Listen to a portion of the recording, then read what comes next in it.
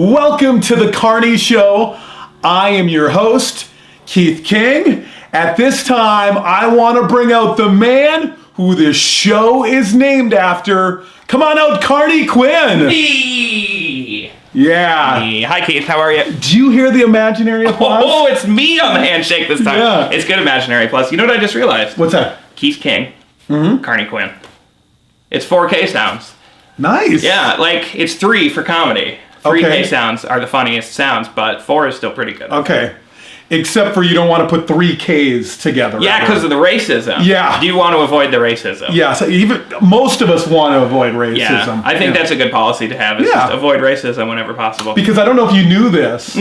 When I became Keith King many years ago, for a while I was Crazy Keith King. Crazy Keith King? Yes. Did you K the crazy? I used to be, so we had to stop that. That's embarrassing. Yeah, I made a CD once called Kearney's Karaoke Classics, and I did the same thing, and I was like, wow, cannot have KKK. Yeah. This isn't in a, like, political correctness gone mad sense. It's just like, I don't want to be affiliated with the Ku Klux Klan. Yeah, it's because they're evil. It's kind of a common sense sort of thing. Yeah. Yeah. I think so, too. All right. Well, my first question for you here today is, why do you love dinosaurs so much? Why don't you love dinosaurs so much is the real question there. Do you want me to answer Yeah, I that? They just don't excite me that much. Okay. I don't know.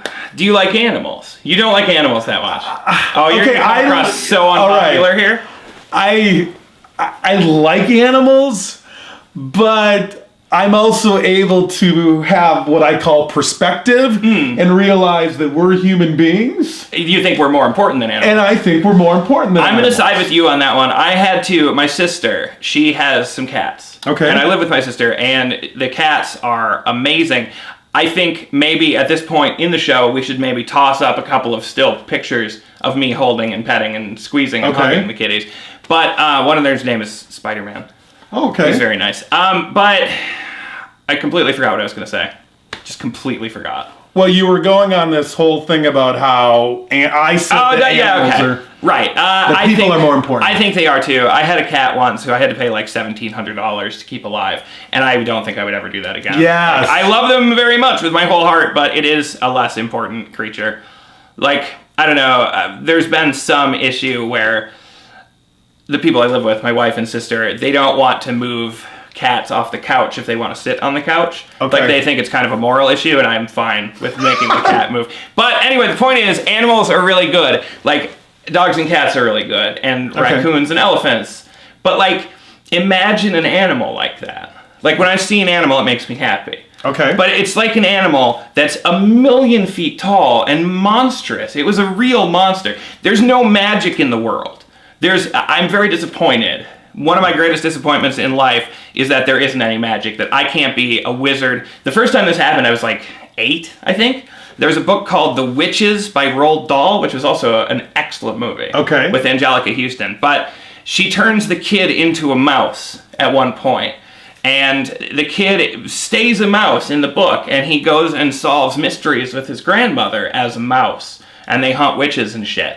And I realized when I was 8 that I was never going to be a magical detective mouse.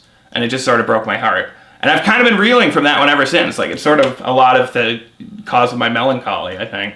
I will be your therapist, so pretty much that was the turning point. That was the turning point. Yeah, there was that, and there was the Green Day thing. But, like, a dinosaur is like a dog or a cat. But it's so massive, and it's almost magical. Okay. And at one point in the world, there were these nearly magical creatures that you could just have encountered and looked at and been like, holy shit, it's a T-Rex. It's 30 feet tall. Its teeth are the size of bananas.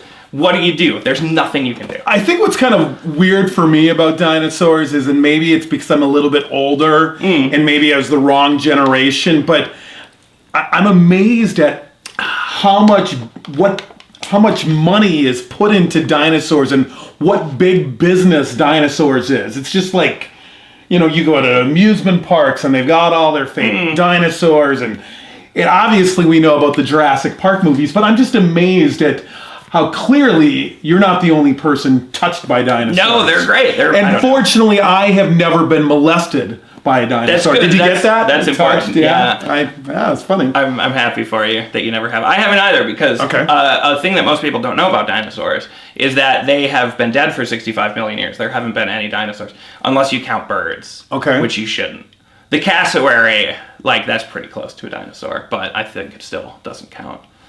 I forgot where we were going with this again, but my point is that I love dinosaurs. Oh yeah, well, I asked why you're so passionate about dinosaurs. Now, this is what I would call almost a timeout in the flow of the show. Kind of a break. Well, kind of a break. My question is, who do you think the viewers are liking more right now? I think it depends a lot on the viewers. Okay. Like, I don't know. I mean, just, like, not to get into politics here, but I think you're coming off a bit more conservative and I'm coming off a bit more liberal. You turned the dinosaur pet conversation into conservative versus liberal? I mean, it was a... Come on. Like, let's break it down to bare bones. I like animals, and you don't like animals. So you're telling me there's no conservative people that don't like animals? No, there's tons. Of course, there's a ton of diversity here. I'm just saying, like, as politics goes, I think one side is going to be more into the whatever about dinosaurs camp, and the other side is going to be like, Kearney mentioned Harry Potter. What a cool guy. I know. I am. Wow. Well, there's the reach of the show, if you want my opinion. I'm in Slytherin. And honestly, I'm the host of this show. Yeah, that's true. You are the one in control here. I'm the host. We're in your house. Named after you. Yeah. Exactly. I guess it's pretty much equal then. I don't know. You're going to edit it, though. So you can take I'm not editing this at all. You can take out anything you want. I'm not editing anything. You could even take out that part where I pulled out my penis and it was really big and pretty earlier. You could cut that out if you want to. No, that's far-fetched. That is pretty far-fetched, isn't it? That's a reach. Well, we're getting to that point where we wind down this second episode of the Kearney Show. So I'm just wondering if there's anything else you want to talk about.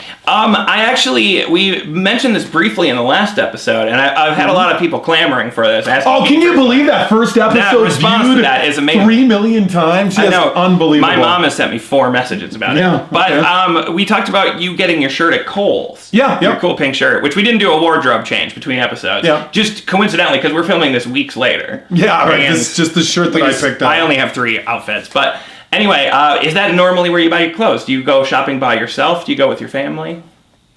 I buy clothes wherever. Okay. I'm not really loyal to anybody. I'm a Walmart person. Yeah. Because it's very cheap and I'm poor. But my wife has been doing a lot of like Amazon clothes buying lately. Okay. So I got some new shoes from that and a lot of socks. I'm trying to get a pair of Me Undies, which is this new kind of underpants. Okay. That's really fancy and good, but they're like $16 a pair, and that I just can't. I can't swing it. As a rule of thumb here, as the producer and the host of the Kearney Show, whenever we start talking about clothing and wardrobe, that's when by law we have to wrap things up. Okay, I think that's fair. Is that fair to say? I think that's good timing because it's not actually interesting, but I personally am interested in where you. Because this is how we ended the first show. It is. I know it's a good tradition. We started talking about clothes. So, well, thanks, Kearney, for coming out. Hey, Keith. You know what? It's been a pleasure as always. Yeah, I'm glad to see you. Thanks for having me in your house. We'll see you next time right here on the Kearney Show. I think we're amazing at this. I don't know.